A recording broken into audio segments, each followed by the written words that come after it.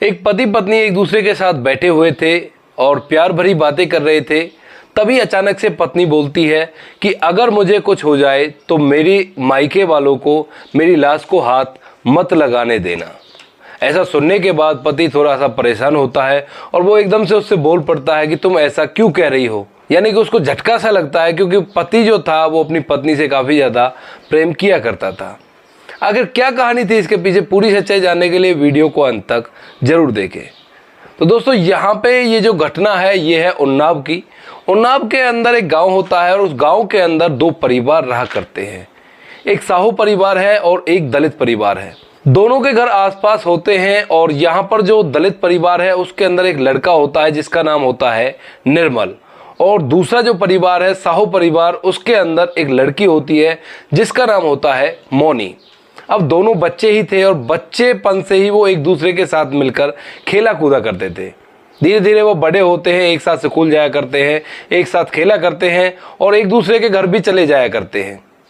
अब दोस्तों, यहाँ पे धीरे धीरे वो बड़े हो रहे थे और जैसे वो बड़े होते हैं तो उन दोनों को एक दूसरे से प्यार का आभास होने लगता है।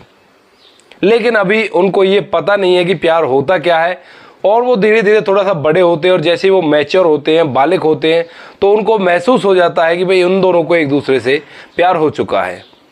तो वो लोग आपस में बातें करते हैं और एक दूसरे से बतियाते हैं कि भाई हमें तुमसे और तुम्हें हमसे प्यार हो चुका है, अब इसका क्या किया जाए। तो यहाँ पर जो लड़की होती है वो फैसला लेती है, वो कहती है कि हम दोनों एक होकर रहेंगे।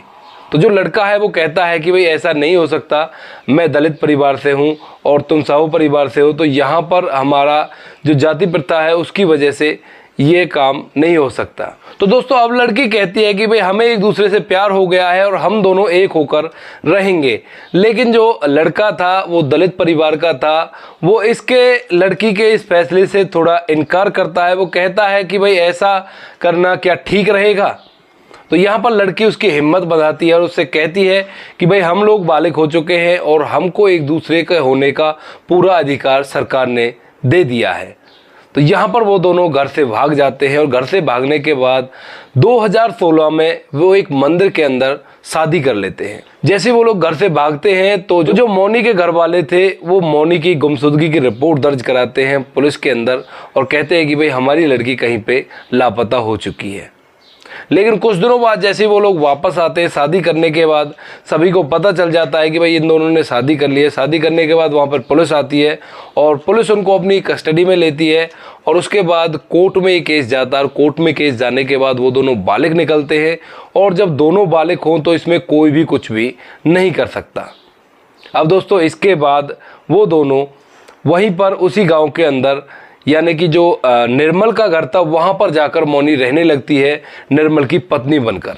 अब दोनों पति पत्नी वहाँ पर बड़े प्यार से रहा करते थे। इधर निर्मल के जो घर वाले थे, यानी कि माँ बाप भाई बहन, वो भी मौनी से बड़ी अच्छी तरह से पेश आया करते और उसको बड़े ही प्यार और दुलार के साथ वहाँ पर रखा करते। लेकिन दोस्तों, यहाँ पर जो मौनी के घर वाले थे उनको ये बात थोड़ी सी खटक जाती है। वो सोचते हैं कि इसने तो हमारी नाक कटा दी और वो इसी वजह से मौनी से पूरे के पूरे ताल्लुकात छोड़ देते हैं।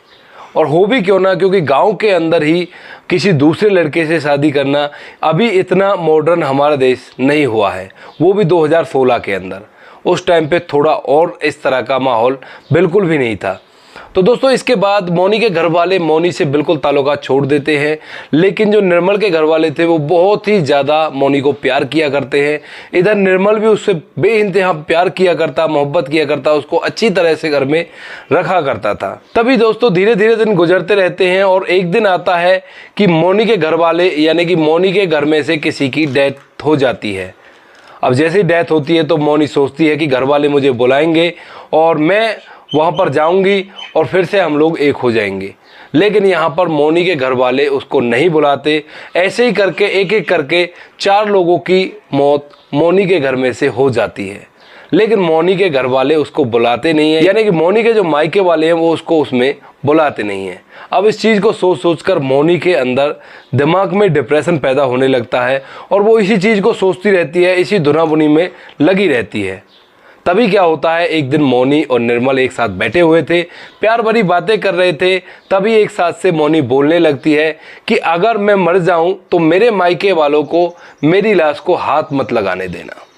ऐसा सोचने के बाद जो निर्मल होता है वो एकदम से परेशान हो जाता है और उसको कहता है, झल्लाकर उससे कहता है कि तुम ऐसा क्यों बोल रही हो, क्योंकि वो बहुत ही ज़्यादा मौनी से प्यार किया करता था। इधर उसके परिवार वाले भी उससे बहुत ज़्यादा प्यार किया करते थे और वो कहता तुम ऐसा मत बोलो, ये बहुत बुरी बात है और हंस के दिखाओ मुझे। तो यहाँ पर मौनी उसको दिखाने के लिए थोड़ा सा हंस जाती है, लेकिन उसके दिमाग में तो और कुछ खिचड़ी पक रही थी। अब दोस्तों इसके बाद जो मौनी होती है वो इसी तरह से 2-3 दिन बाद एक वीडियो रिकॉर्ड करती है और वहाँ पर अपना वीडियो रिकॉर्ड करके उसमें कहती है कि अगर मुझे कुछ होता है तो मेरे मायके वालों की इसमें पूरी की पूरी गलती होगी और मेरे ससुराल वालों का इसमें कोई भी खोट नहीं होगा। अगर मुझे कुछ भी होता है तो उसके जिम्मेवार मेरे मायके वाले होंगे और मेरे ससुराल वाले इसके जिम्मेदार नहीं होंगे, और मेरे मरने के बाद मेरी लाश को मेरे मायके वाले ना छुएं, इसका विशेष ध्यान रखा जाना चाहिए। और ऐसा कहने के बाद वो अपने जीवन लीला को समाप्त कर लेती है। अब ये बात जैसे ही निर्मल को पता चलती है कि उसकी पत्नी ने इस तरह से ऐसे कुछ कर लिया है, तो वो बहुत ही ज़्यादा परेशान और बहुत ही ज़ोर ज़ोर से रोने लगता है, क्योंकि वो असलियत में उससे अच्छी तरह से प्यार किया करता था। अब इसके दौरान निर्मल के घर वाले पुलिस को इत्तला करते हैं। पुलिस वहाँ पे आती है। आने के बाद सभी चीज़ों को अच्छी तरह से जांच पड़ताल करती है। तो वहाँ पे पुलिस को जो मौनी है उसका फ़ोन मिलता है। फ़ोन के अंदर चेक किया जाता है तो वहाँ पे मौनी की अपने आप बनाई हुई वो वीडियो उनको मिल जाती है। पुलिस उसको अच्छी तरह से देखती है और देखने के बाद पूरा के पूरा मांझना उनके समझ में आ जाता है। इसके बाद वही किया जाता है जो मौनी की आखिरी इच्छा थी, यानी कि मौनी के घर वालों को, यानी कि उसके मायके वालों को उसकी लाश को हाथ तक नहीं लगाने दिया जाता और उसका अंतिम संस्कार कर दिया जाता है। तो दोस्तों ये कहानी को सुनाना आपको परेशान करना बिल्कुल भी नहीं था। ये केवल समाज की उस सच्चाई को आपके सामने रखना था कि यहाँ पर इस जाति प्रथा की वजह से एक लड़की इस तरह से उसने ऐसा कदम उठाया। आप इसके बारे में जो भी कहना चाहते हो आपकी राय कमेंट बॉक्स में लिख सकते हो, लोगों के साथ शेयर कर सकते हो। बाकी दोस्तों वीडियो कैसा लगा कमेंट सेक्शन में ज़रूर बताएं।